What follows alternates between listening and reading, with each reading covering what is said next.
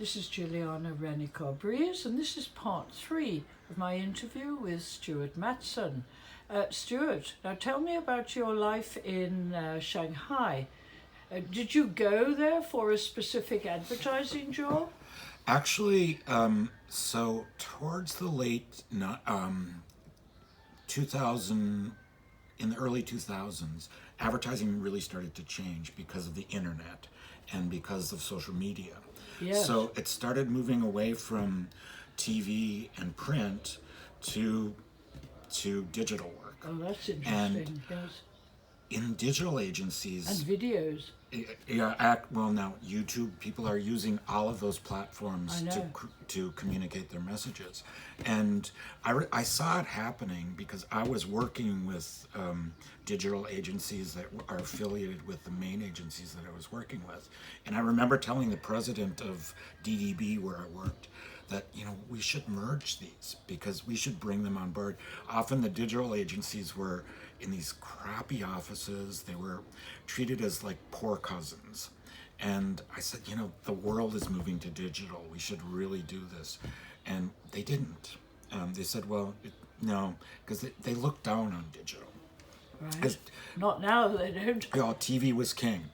And I saw that transition happening as digital agencies started to get more and more work, make more and more money. But also their margins were really small. So they had to do a lot more work in order to really be as profitable as our agencies. And we had big, lavish... But you could incorporate them in the offices. We should have. Bring their offices to your offices. We should have done that. But what happened is, I think it was just... They were arrogant, and they were very pompous and snotty. And we had beautiful offices and had this, went on these... they spent a lot of money on TV and made a lot of money with TV. They were making 13 to 15% of the total budget, and digital was making much less. And also it was sort of not as creative as doing TV and print. What happened though is the world moved to digital. But when you worked at a digital agency, I think if you were over 35, you were considered too old. And at that point, I was 50. And so I saw that and I said, and also I didn't really like what was happening to New York. New York was becoming so touristy, one. I think the tourists ruined New York. Because when I moved to New York, nobody ever wanted to be in New York. It was the late 70s. And New York was a shithole then. And then what happened, gentrification and the influx of money, the growth of Wall Street, it cleaned up New York, and it became much less interesting, much less exciting. All of my creative friends... And less dangerous. And less dangerous. And that danger was exciting. And all my creative friends moved away. And so I was like, this place is becoming not as interesting as it was before.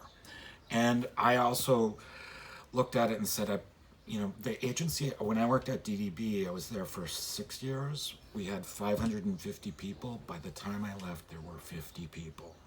So the big agencies were falling apart. The digital agencies were growing. I was too old to really work at a digital agency. Got you. So my headhunter said, why don't you consider China? And so she set up an interview at McCann, and I flew to China, went really well, and so I said, I'll move here. And I've always been interested in Chinese culture. Okay. When I was in 7th grade, I went to a private, like a prep school, and was affiliated with a local university, and you had to pick a country, and you study it for a whole year, and then you would give a day-long presentation about that country. And you chose China. And I picked China. And so that started my sort of love affair with China and Asian culture. So did you buy Chinese art as well? So when I was there, I bought Chinese art. And one of the things modern art. And one of the things that I always did with art is I got to know the artists who I was buying from, and then I would commission work from them. And so when I was in New York, I commissioned a lot of pieces. Usually the brief to the artist was, I want something there was an artist I was working with who was doing small little pieces, but his work was really totemic. And so I said, just give me something this wide by 8 feet. And he made 5 pieces, and I bought 2. And so when I was in China, I was working with a few artists there, and basically commissioning work by just saying, why don't you do something round? And they would paint something. One artist that I collected, one thing that I noticed when I was in China, so this is like 2004, and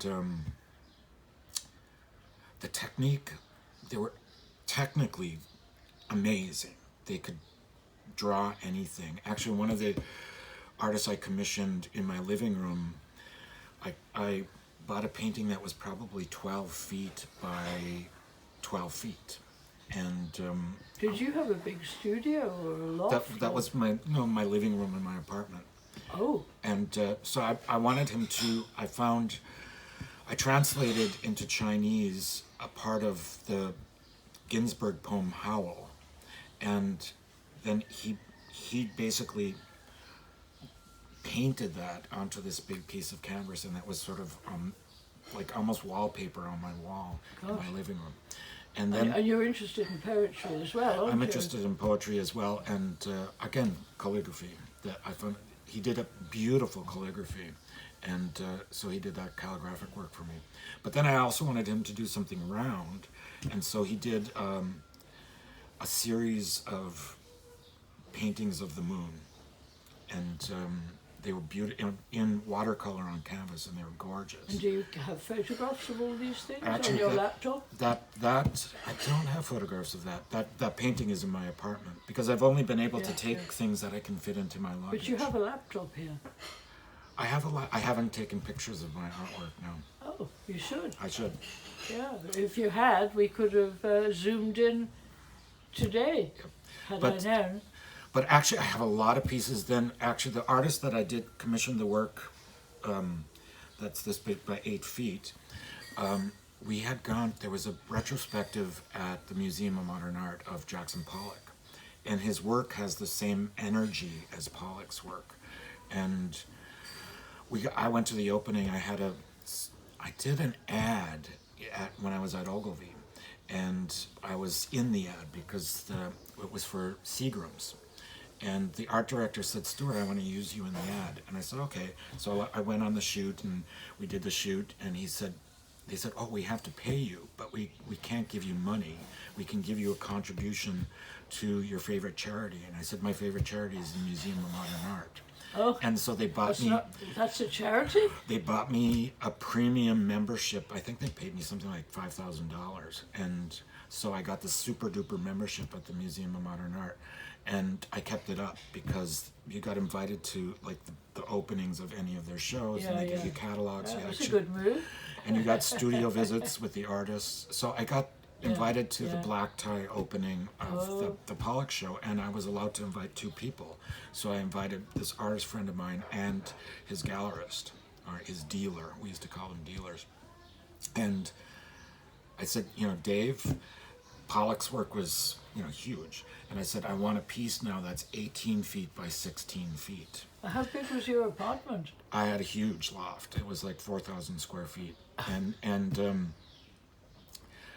I said, because he was broke, and I said, over the next few months, I'll pay you $2,000 a month to do this painting. So it took him 6 months, and we closed down the gallery, and we had a big party just for this one painting. Yeah, right. Well, we'll continue on. Okay. Thank you.